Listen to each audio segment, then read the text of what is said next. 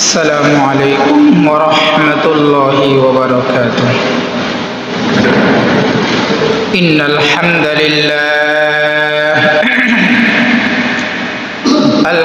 لله الذي جعل الشمس والقمر بحسبان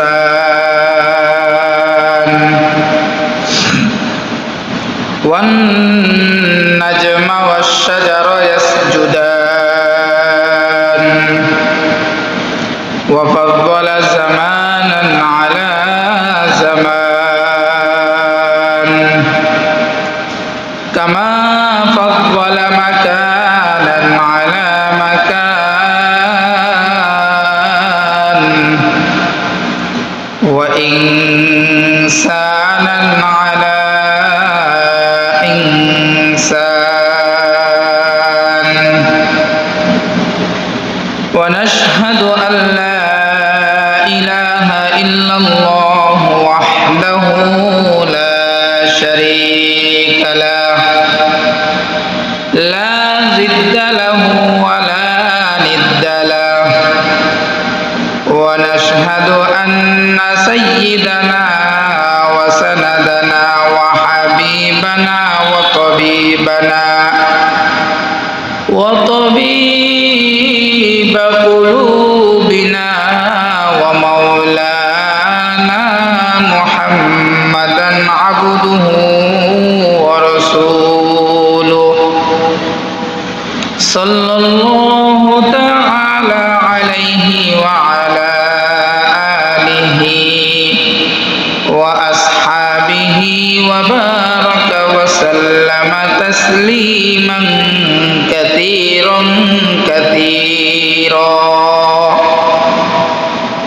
أما بعد فقد قال الله تعالى في شان كلامه المجيد وفي فرقانه الحميد أعوذ بالله من الشيطان الرجيم بسم الله الرحمن الرحيم كيف تكفرون بالله وكنتم أمواتا فأحياكم ثم يميتكم ثم يحييكم ثم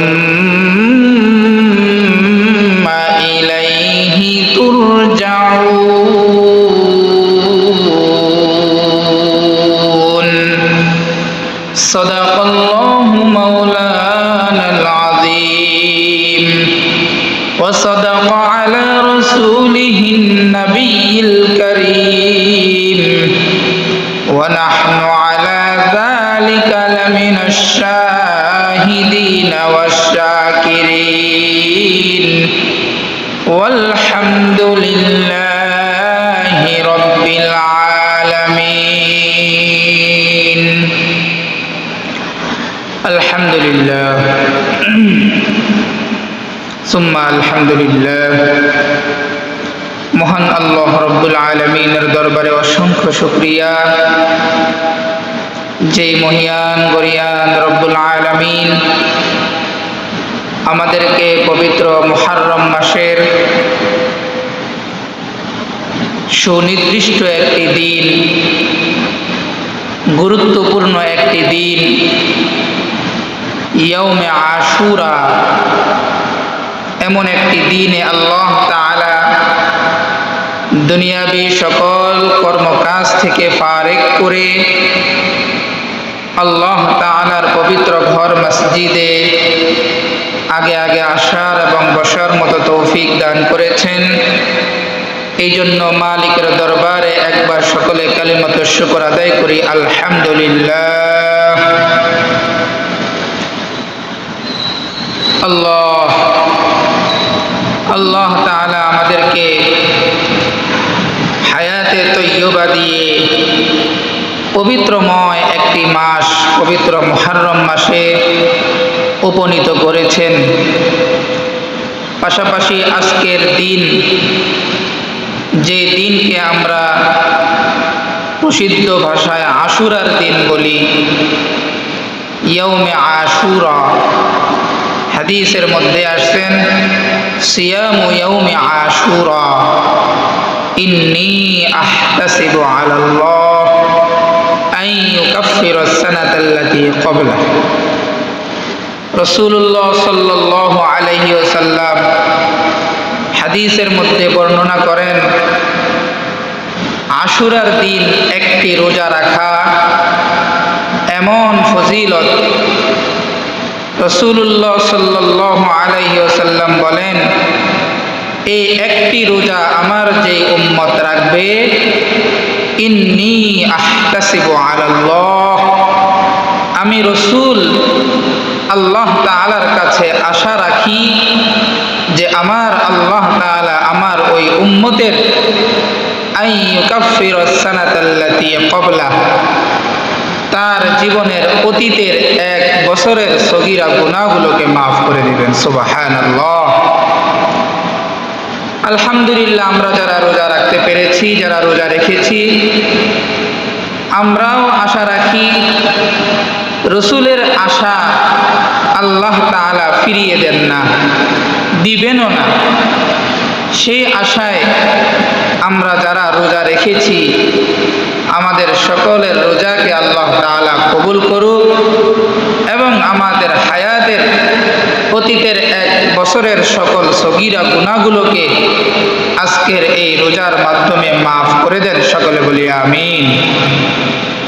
সম্মানিত হাজিরিন,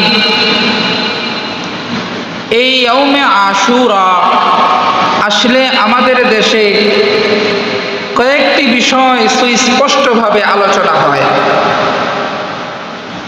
তন্মধ্যে একটি প্রসিদ্ধ আলোচনা হলো কারবালার ময়দানের ইতিহাস। কারবালার ময়দানে ইমাম হুসাইন রাদিয়াল্লাহু তাআলা আনহু কাফেরদের হাতে শহীদ হয়েছেন। এই জন্য যারা ইমাম হুসাইনকে মানেন, অনুসরণ করেন, তারা বিশেষ করে আজকের এই দিনে বিভিন্ন তালবিয়া, তাজকিয়া, মিছিল, মিটিং, রোডে, মাঠে, ঘাটে বের হয় এবং ইমাম হুসাইনের শহীদের যন্ত্রণা তারা কিছুটা নিজেদের শরীরে অনুভব করে। এই জন্য অনেক হুসাইন পাগল, ইমাম হুসাইনের আশেক যারা, তারা তাদের বিভিন্ন ধারালো অস্ত্র দিয়ে আজকের দিনে নিজেদের শরীরের ক্ষত বিক্ষত করে, যেটা শরীয়তের পরিভাষায় একদম নাজায়েজ। নিজের শরীরের উপর টর্চার করা, আঘাত করা, নিজের শরীরকে জখম করা, এটা একেবারেই নাজায়েজ। যে কোনো সুরতে হোক, আপনি যত বড় ব্যক্তিত্বর ভালোবাসা নিয়েই আপনি শরীরের জখম করবেন, হয়তো রসুলের ভালোবাসায়, না হয় রসুলের পরিবারের ভালোবাসায়, না হয় রসুলের নাতিদের ভালোবাসায়, যার ভালোবাসায় আপনি আপনার শরীরে জখম করবেন, এই জখম করা, নিজের শরীরকে টর্চার করা, এটা শরীয়তের পরিভাষায় একদম নাজায়েজ, সম্পূর্ণরূপে হারাম। শরীর আল্লাহ তাআলার দেওয়া দান। এই দানকে নিজের ইচ্ছাকৃতভাবে প্রহার করা, অত্যাচার করা, এটা সম্পূর্ণরূপে জুলুম। নিজের শরীরের উপর জুলুম করা হয়। এজন্য এই বিষয়গুলো থেকে আমরা সকলেই পরিহার করব। এই ধরনের কোনো ভ্রান্ত আকীদার সাথে আমরা জড়িত হব না। যারা এগুলো করে, এমনটি দেখলে আমরা নিজেদেরকে সরিয়ে নেওয়ার চেষ্টা করব। জড়িত রাখার হওয়ার চেষ্টা তো দূরের কথা, যতটুকু সম্ভব সরিয়ে রাখার চেষ্টা করবে ইনশাআল্লাহ। আল্লাহ তাআলা সকলকে বোঝার তৌফিক দান করুক, আমিন। আসলে মূলত এই আশুরার দিনে একটি ইতিহাস হলো কারবালার ময়দানের ইতিহাস। আরেকটি ইতিহাস আছে যেটা আমাদের দেশের অনেক মুসলমানদের অজানা। সংক্ষিপ্তভাবে বলবো, আমরা সকলেই জানি আমাদের আদি পিতার নাম হযরতে আদম আলাইহিস সালাতু ওয়াস সালাম এবং আমাদের আদি মাতার নাম হযরতে হাওয়া আলাইহিস সালাতু ওয়াস সালাম। এই আমাদের আদি পিতা এবং আদি মাতাকে মহান আল্লাহ রাব্বুল আলামিন সর্বপ্রথম জান্নাতে সৃষ্টি করেছিলেন। তিনারা সর্বপ্রথম জান্নাতে ছিলেন। যাহা হোক, আল্লাহ তাআলার একটি আদেশ অমান্য করার কারণে মহান আল্লাহ তাআলা রাগান্বিত হয়ে উভয়জনকে জান্নাত থেকে বের করে দুনিয়ার বুকে পাঠিয়ে দিলেন। দুইজনকে আল্লাহ তাআলা দুই দেশে পাঠাইলেন, দুই জায়গায় পাঠাইলেন, একত্রে এক জায়গায় নয়। এই যে একটা ভুল তারা করেছিলেন, যে ভুলের কারণে আল্লাহ তাআলা রাগান্বিত হয়ে জান্নাত থেকে বের করে দুনিয়ার বুকে পাঠিয়ে দিলেন, এই অনুতপ্ত হইয়া হযরতে আদম আলাইহিস সালাতু ওয়াস সালাম এবং হযরতে হাওয়া আলাইহিস সালাতু ওয়াস সালাম দুইজনেই প্রায় 350 বছর আল্লাহ তাআলার কুদরতি কদমে শুধুই মাত্র ওই ভুলের ক্ষমা চেয়েছেন। হযরতে আদম আলাইহিস সালাতু ওয়াস সালাম একটি দুআই 350 বছর পরে পরে কাটিয়ে দিয়েছেন। আমার সাথে আপনারা বলেন, রব্বানা ইন্নী যালামতু নাফসি যুলমান কাসীরা। এইভাবে হযরতে আদম আলাইহিস সালাতু ওয়াস সালাম আল্লাহ তাআলার কাছে বলেছেন, ইয়া আল্লাহ, আমি আমার নফসের সাথে জুলুম করেছি, ফাগফির লানা ওয়ারহামনা ইন্নাকা আনতাল গফুরুর রহিম। রব্বানা ইন্না যালামনা আনফুসানা ওয়া ইল্লাম তাগফির লানা ওয়া তারহামনা লানাকুনান্না মিনাল খাসিরিন।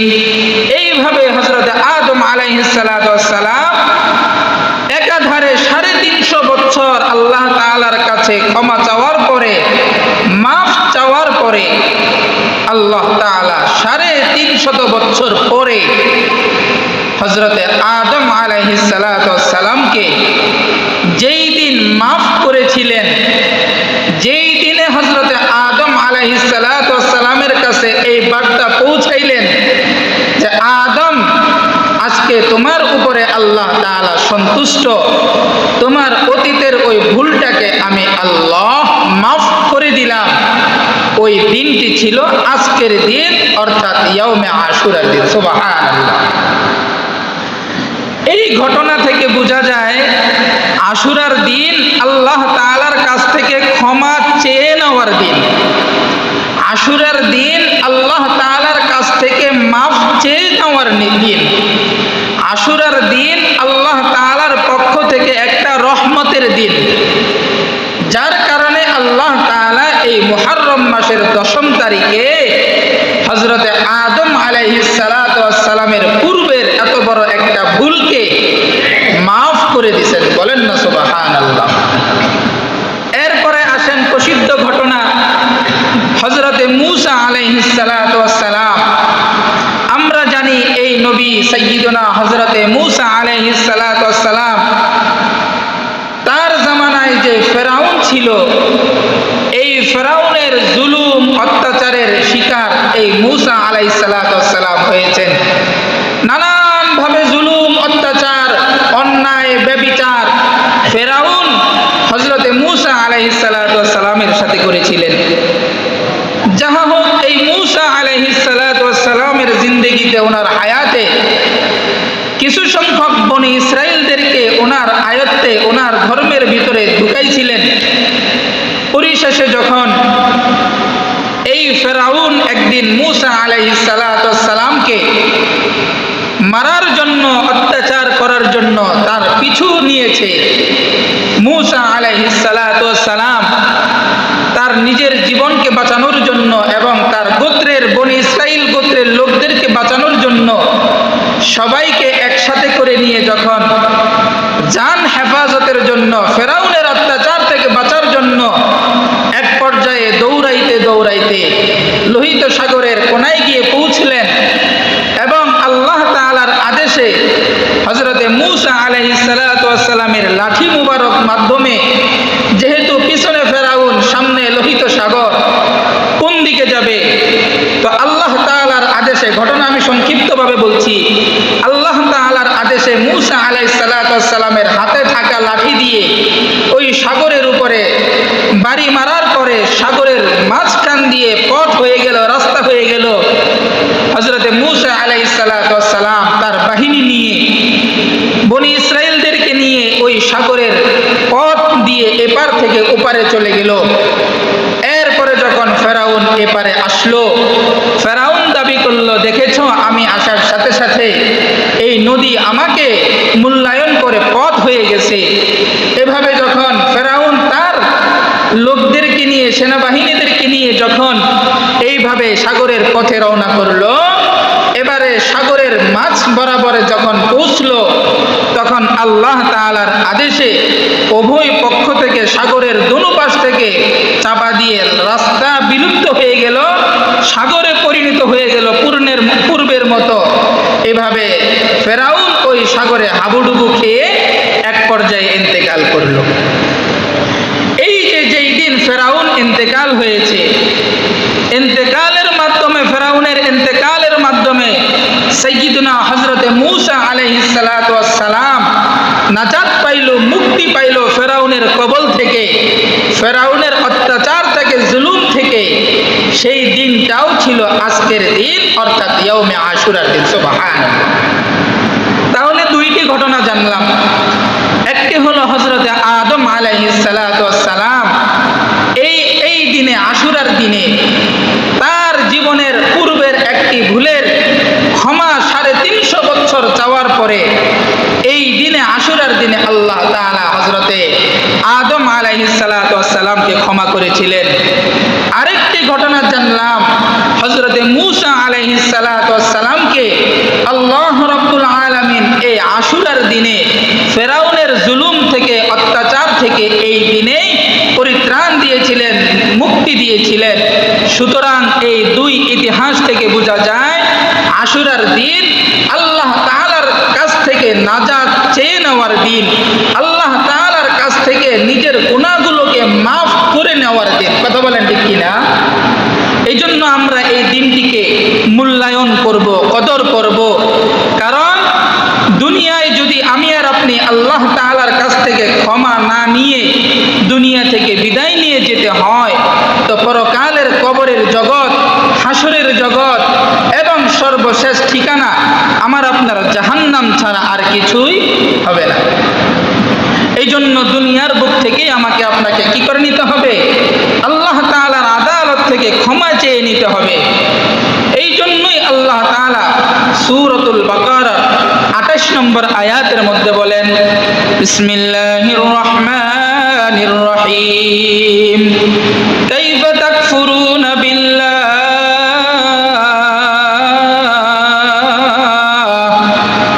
ও বান্দা, কাইফা তাকফুরুনা বিল্লাহ, আজকে তুমি কোন কারণে আল্লাহ তাআলার সাথে কুফরি করতেছো? কোন কারণে আল্লাহ তাআলার সাথে নাফরমানি করতেছো? কোন কারণে, কোন লালসায়, কোন দুনিয়ার পিছনে পড়ে আজকে আল্লাহকে ভুলে গেছো? আল্লাহ তাআলা বলেন, তুমি তো একটি সময় দুনিয়ার বুকে অস্তিত্বে ছিলে না। কুনতুম আমওয়াতা, তুমি তো একটি সময় মৃত ছিলে। আমি আল্লাহ তাআলা কুদরতি ভাবে তোমার বাবা মেরুদণ্ডের মধ্যে আমি তোমাকে সর্বপ্রথম পাঠাইছি। এরপরে তোমার বাবার মেরুদণ্ড থেকে তোমার বাবা এবং মায়ের মিলনের মাধ্যমে একটি নাপাক পানি ফোটার মাধ্যমে আমি আল্লাহ তোমাকে কুদরতিভাবে তোমার মায়ের গর্ভের মধ্যে রেহেমের মধ্যে পাঠাইছি। এরপরে আমি আল্লাহ কুদরতিভাবে ওই নাপাক পানির ফোঁটা থেকে আস্তে আস্তে গোশতের টুকরা বানাইছি। এরপরে আস্তে আস্তে এটাকে আমি প্রতি 40 দিন পর আকৃতি পাল্টিয়ে পাল্টিয়ে একটি পর্যায়ে তোমাকে আমি পূর্ণ একটি মানুষ হিসাবে গঠন করেছি। সুবহানাল্লাহ। আল্লাহ তাআলা বুঝাইতে চাইতেছেন, বান্দা তুমি তো একদিন দুনিয়ার বুকে অস্তিত্বে ছিলে না, তুমি তো একদিন মৃত ছিলে। এইভাবে করে আমি আস্তে আস্তে তোমাকে দুনিয়ার বুকে পাঠাইছি। এরপরে তুমি সুম্মা ইউহয়িকুম, আমি আল্লাহ তাআলা তোমাকে নির্ধারিত একটি হায়াত দিয়ে দুনিয়ার বুকে পাঠাইছি। ও বান্দা, তুমি ভাবিও না এই হায়াতটাই শেষ, এই হায়াতের পরে আর কোনো কিছু নাই, এই হায়াত শেষ, হায়াতের মধ্যে যা কিছু করব এটাও শেষ, এমনটি নয়। বরং আল্লাহ তাআলা বলেন এই হায়াতেরও একটি শেষ আছে, যেই শেষের সময় তোমার মৃত্যুবরণ হবে। সুম্মা ইউমীতুকুম, আমি আল্লাহ তাআলাই তোমাকে হায়াত দিয়েছি, আবার আমি আল্লাহ তাআলাই তোমাকে একদিন মৃত্যুবরণ দিব। তাহলে বোঝা গেল দুনিয়াটা থাকার জায়গা নয়। আমি আর আপনি একদিন অস্তিত্বহীন ছিলাম, দুনিয়াতে আমাদের কোনো অস্তিত্বই ছিল না। আল্লাহ রাব্বুল আলামিন কুদরতিভাবে আমাদেরকে দুনিয়ার বুকে পাঠিয়েছেন নির্ধারিত একটি হায়াত দিয়ে। হায়াত নির্ধারিত হায়াতের 1 সেকেন্ড বেশি দুনিয়ার বুকে থাকার কোনো সুযোগ আমার আপনার নাই। যেদিন হায়াত ফুরিয়ে যাবে সেদিন আমাকে আপনাকে দুনিয়ার বুক থেকে চলে যেতে হবে। এই জন্য হায়াত থাকতে দুনিয়ার বুকেই আল্লাহ তাআলার কাছ থেকে ক্ষমা চেয়ে নিতে হবে। কারণ যেদিন আমার আপনার হায়াতটা শেষ হয়ে যাবে, মালাকুল মউত যেদিন আমার আপনার সামনে চলে আসবে, সেদিন এই যে একটা মৃত্যুবরণ হবে আমার আপনার সকলের। কুল্লু নাফসিন যায়িকাতুল মাউত, আমরা যারা হায়াত নিয়ে দুনিয়ার বুকে আসছি আমাদের সকলকেই একদিন মৃত্যুর সাথে মুলাকাত করতে হবে, মৃত্যুর স্বাদ গ্রহণ করতেই হবে। এই যে মৃত্যুর স্বাদ, যেটা আল্লাহ তাআলা বলেছেন কুল্লু নাফসিন যায়িকাতুল মাউত, এই যে মৃত্যুর স্বাদ এখানে বুঝাইছেন, এটা কোন স্বাদ? মৃত্যুর স্বাদ এটা কোন স্বাদ? আমরা তরকারি খেলে, ভাত খেলে আমরা বলি ঝাল হয়েছে বা মিঠা হয়েছে, একটা স্বাদ আস্বাদন করে আমরা আমাদের জবান দিয়ে ব্যক্ত করি, ঠিক কিনা? কিন্তু এই যে আল্লাহ তাআলা বলেছেন যায়িকাতুল মাউত, মৃত্যুর স্বাদ, এটা কোন স্বাদের কথা বলা হয়েছে? তাফসীরের মধ্যে আসে, আল্লামা ইবনে কাসীর রাহমাতুল্লাহি আলাইহি তিনি তিনার তাফসীরের মধ্যে স্পষ্টভাবে বলেছেন মৃত্যুর স্বাদ বড় ভয়ানক, মৃত্যুর সময়টা বড় ভয়ানক। এটা এমন একটি সময়, এই মৃত্যুর সময়ের যে কষ্ট, যেটাকে বলা হয় সাকরাতুল মাউত, আল্লাহ তাআলা কোরআনের ভাষায় বলেছেন ওয়াজাআত সাকরাতুল মাউতি বিল হক। আল্লাহ তাআলা স্বয়ং নিজেই বলেছেন মৃত্যুর সময় তোমাকে সাকরাতুল মাউত অর্থাৎ মৃত্যুর যন্ত্রণা তোমাকে সহ্য করতে হবে, তোমাকে পেতে হবে, এটাই সত্য। এই জন্য মৃত্যুর সময়ের যে কষ্ট, এটা বলে বোঝানোর মতো আর কিছু নাই। ছোট্ট একটা ঘটনা বলি। আমরা জানি হযরতে ইব্রাহিম আলাইহিস সালাতু ওয়াস সালাম, যার নামের উপাধি হলো খলিলুল্লাহ, যার নামের উপাধি কি? খলিলুল্লাহ, ইব্রাহিম খলিলুল্লাহ। এই হযরতে ইব্রাহিম আলাইহিস সালাতু ওয়াস সালাম একদা আজরাইলকে বললেন, ও ভাই আজরাইল, তুমি তো নামাজি ব্যক্তির সাথেও মুলাকাত করো, আবার বেনামাজি ব্যক্তির সাথেও মুলাকাত করো, অর্থাৎ আল্লাহ তাআলার নাফরমানি বান্দার সাথেও তোমার মুলাকাত হয়, আল্লাহ তাআলার ফরমাবরদার বান্দার সাথেও তোমার মুলাকাত হয়। তুমি কি দুইজনের কাছে একই আকৃতি নিয়ে যাও? যখন আল্লাহ তাআলার আদেশে তুমি তাদের রূহটাকে কবজ করার জন্য, তাদের জানটাকে নিয়ে আসার জন্য তাদের সাথে মুলাকাত করো, তখন কি তোমার আকৃতি একই থাকে না দুইজনের কাছে ভিন্ন ভিন্ন থাকে? প্রশ্নটা বুঝছেননি? হযরতে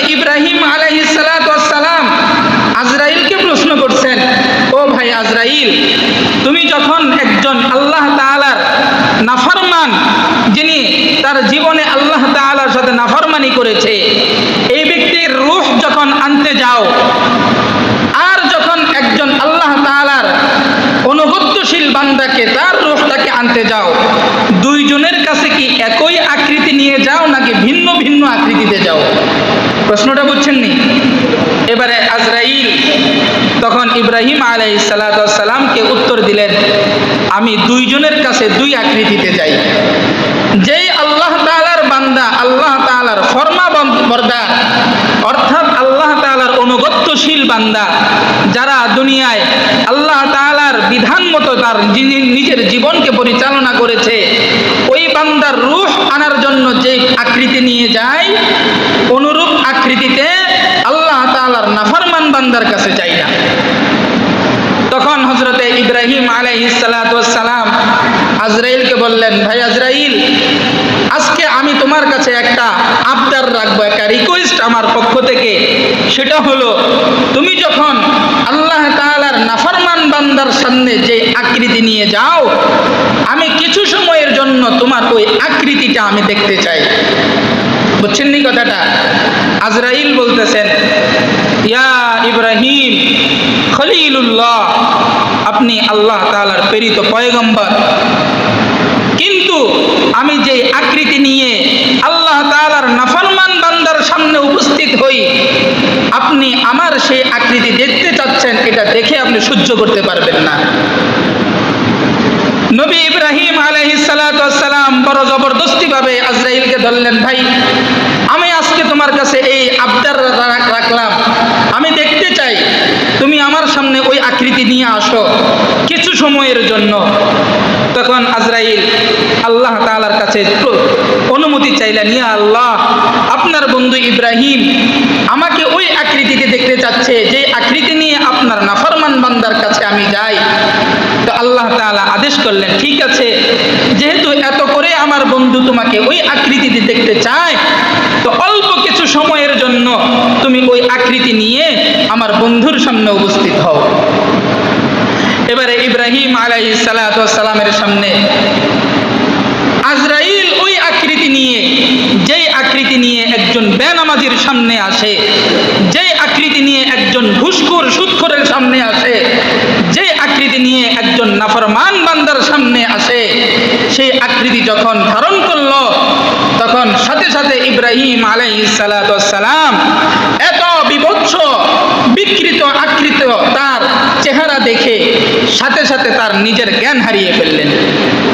জ্ঞান হারিয়ে বেহুশ হয়ে মাটিতে লুটে পড়লেন এবং এক পর্যায়ে গিয়ে যখন হযরতে ইব্রাহিম আলাইহিস সালামের হুঁশ ফিরল, যখন তার জ্ঞান ফিরল, সাথে সাথে সেজদায় লুটে পড়ে আল্লাহ তাআলার কাছে বলতে লাগলেন, ইয়া আল্লাহ, একজন বেনামাজির সামনে, একজন বেঈমানদার, একজন নাফরমানের সামনে আজরাইল যে আকৃতি নিয়ে যায়, যত বড় ভয়ানক আকৃতি এটা। ইব্রাহিম আলাইহিস সালাম বলতেছেন, আমার মনে হয় একজন বেনামাজি, বেঈমানওয়ালা, একজন নাফরমান বান্দার জন্য ওই সময়টাই এতটাই কষ্ট তার জন্য হবে, তার জীবনের ভবিষ্যতে আর কোনো শাস্তি তার জন্য প্রয়োজন হয় না, এতটাই কষ্ট এবং এতটাই শাস্তিযোগ্য ওই সময়টা। আজরাইল এতটা ভয়ানক আকৃতি নিয়ে আসে, এই আকৃতিটা দেখলেই এত ভয় লাগে, এত কষ্ট লাগে। ইব্রাহিম আলাইহিস সালাম বলেন যে এরপরে আর কবরের জগতের কষ্ট, হাসরের জগতের কষ্ট, জাহান্নামের জগতের কষ্ট, এটা তো দূরের কথা, আজরাইলকে দেখার সাথে সাথে যে কষ্টটা অনুভূতি হবে, এরপরেই তো তার জীবনের সব ভুলে যাবে, এতটাই কষ্ট লাগবে। ওয়াজাআত সাকরাতুল মাউতি বিল হক, এই জন্য মৃত্যুর সময় আমাকে আপনাকে সকলকে একটা কষ্ট সহ্য করতে হবে, কিন্তু ওই কষ্টটা যেন ওই রকম না হয় একজন বেনামাজি হয়ে। অর্থাৎ বেনামাজির সামনে আজরাইল যে আকৃতি নিয়ে আসে, একজন বেঈমানের সামনে যে আকৃতি নিয়ে আসে, একজন আল্লাহ তাআলার নাফরমান বান্দার আপনার সামনে যে আকৃতি নিয়ে আসে, আমার আপনার সামনে যেন আজরাইল ওই আকৃতি নিয়ে না আসে, এই জন্য ওই প্রস্তুতি আমাকে আপনাকে দুনিয়ার বুকেই নিতে হবে। কথা বুঝে আসছিনি? এই জন্য বাপ আমার সকলকেই বলবো, দুনিয়াটা অল্প সময়ের জন্য আসছি আমি আর আপনি। এই দুনিয়ার সামান্য চাকচিক্য লাভ, লোভ লালসা দেখে আমরা আখেরাত ভুলে গেছি। আমরা দুনিয়ার পরকালের জিন্দেগিটা ভুলে গেছি, আখেরাতের কথা ভুলে গেছি। এই জন্য আমি সকলকে বলবো, অন্তত নামাজের মাধ্যমে, অন্তত নামাজের মাধ্যমে, অন্তত নামাজের মাধ্যমে যেন আল্লাহ তাআলার কাছ থেকে আমরা আমাদের জীবনের সকল গুনাহগুলোকে মাফ করে নিতে পারি। এই চেষ্টা করা যাবে না ইনশাআল্লাহ? বলেন না, পারা যাবে তো ইনশাআল্লাহ? নামাজ ছাড়বো না ইনশাআল্লাহ, মিথ্যা বলবো না ইনশাআল্লাহ, অন্যায় জুলুম অত্যাচার করব না ইনশাআল্লাহ, ব্যবসায় ওজনে মানুষকে ঠকাবো না, কম দিব না ইনশাআল্লাহ। এইভাবে যতগুলো পাপাচার আছে, গুনাহ আছে, প্রত্যেকটা পাপাচার থেকে, গুনাহ থেকে নিজের জীবনকে আস্তে আস্তে সরিয়ে রাখবো, নিজের জীবনটাকে আস্তে আস্তে হেফাজত করব। এই চেষ্টা করা যাবে না ইনশাআল্লাহ? আল্লাহ পাক সকলকে তৌফিক দান করুক। সকলে বলি আমিন। ওয়া আখিরু দাওয়ানা আলহামদুলিল্লাহি রাব্বিল আলামিন।